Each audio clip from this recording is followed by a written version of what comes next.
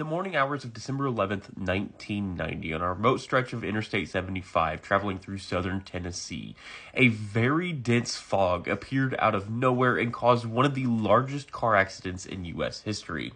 At about 9:10 a.m., a semi entering the fog decided to slow down. He was struck from behind by another semi that did not slow down.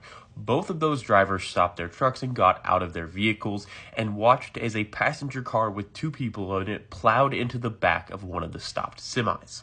This car was then struck by another semi from behind, which caused the car to burst into flames and killed the two people inside that vehicle.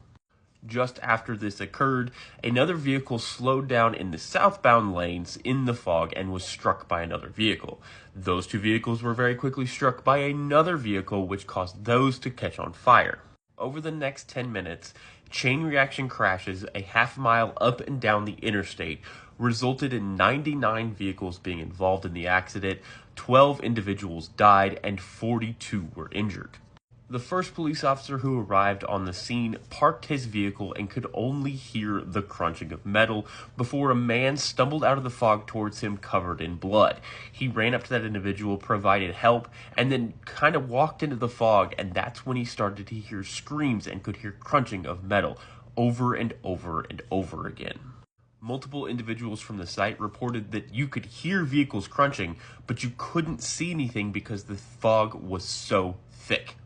Now, the cause of the crash was investigated and was determined to be because of the fog. But the question became, where did the fog come from? And that has been a point of contention ever since.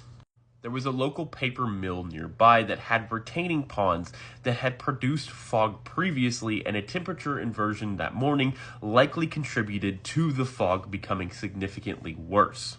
Now, the paper mill has argued that they have no actual evidence that their paper mill actually caused the fog to be significantly worse. However, they did pay a settlement out to some victims of the crash. After the crash, the state of Tennessee implemented a fog detection zone for this area of the interstate, and there were no more accidents in this area since. At least large accidents related to the fog.